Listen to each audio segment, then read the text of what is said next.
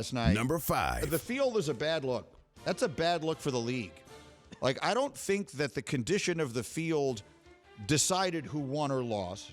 And thankfully, no one got hurt. All the slipping and sliding, like that would have been really bad if like some player tears up his knee or something like that because the condition of the field was so bad. None of those things happened. So the field not being in good condition and with all the players slipping, it winds up being easy to forget. But I think it should be pointed out. Like, how do you have the Super Bowl, all the buildup, all of this conversation, everything that goes into it? How does the field wind up being a problem? Like, I'm aghast at that. It was described on the broadcast as a new breed of grass. And my first reaction was, well, two. One, do we really need one of those? Right. And secondly, is now the best time to try that out? That's right. So the NFL went up spending $800,000 and spent 18 months preparing that turf for that game, and it was obviously an utter flop. Yeah, I agree with you. Like, you want to have a trial run, right? Like, don't give me a new field. Don't start with new material. Like the comedians, when they finally get on the Tonight Show, they don't say, oh, I'm going to try a few new jokes. They do the tried and true stuff they've tested on the road for months. And they should have done that with this field. So, again, it didn't decide anything, but that I thought was kind of a bad look. Number 4. All right, the call at the end is a shame. It is not a travesty. And what I mean by that is a travesty is what happened in New Orleans in the NFC Championship game, however many years ago that is now. Like, that was a brutally bad call, or in that case, non-call. That's a travesty. This was not that, because this is a foul.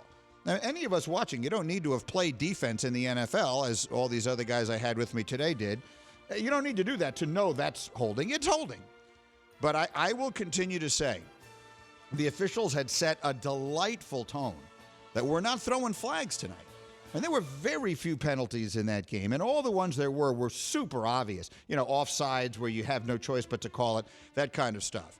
And then so all of a sudden, if there was any judgment in the call at all, I would have definitely liked to see them err on the side of letting them play. That said, I am not going to yell and scream about this because I get it. It's a foul, and you don't want to ask the official to take the circumstance into account. So to me, that's how I will describe it. It's a shame. It's not a travesty. Number 3. The best player on the field was Jalen Hurts. I just talked about that a minute ago. I can't begin to tell you how impressed I am with that guy. I mean, he's everything and then some.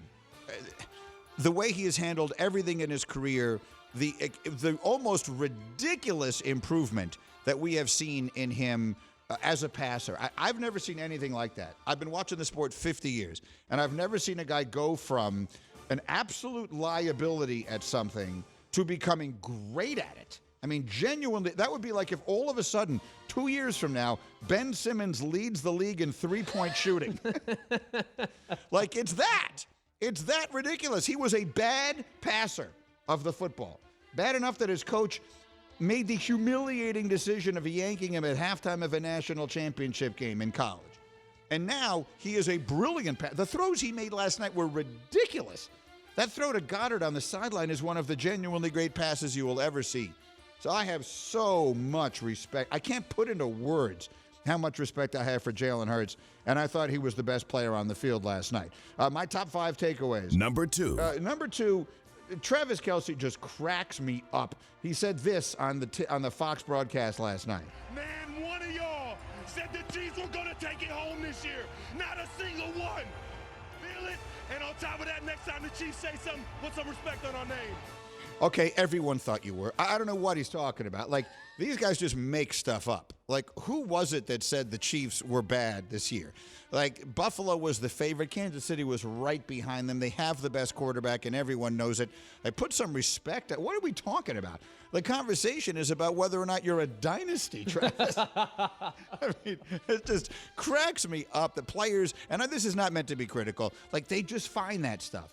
These guys just find some way to get motivated by some perceived slight they think they heard somewhere along the line. So that just made me laugh. That's my number 2 takeaway. Number 1. But number 1 is just sort of the ridiculously obvious one, and we can lose the music on that. Patrick Mahomes is off to the best start of any player in NFL history. He is on the trajectory of being the greatest player ever, and that is because quarterbacks are sort of different than other positions. Like right now, if you really wanted to say who's the greatest player in NFL history, you could make an argument, I guess, for Jerry Rice. But let's just use quarterbacks for the moment in this conversation, and we can lose the music on this, guys. Mahomes this year, won regular season and Super Bowl MVPs, led the league in passing touchdowns and in passing yards. Only 3 players, Tom Brady and Peyton Manning and Kurt Warner, have ever done that for their careers. Only the 3 of them had ever done all 4 of those things at any point in their careers. Mahomes just did all 4 of them in one season. You know by this time already that he's played 6 years in the league, and he has won 2 regular season MVPs and 2 championship round MVPs. Bobby Orr, Tim Duncan, and now Patrick Mahomes are the only players to do that in the history of the 4 major sports. Thank you for watching ESPN on YouTube. For live streaming sports and premium content, subscribe to ESPN+.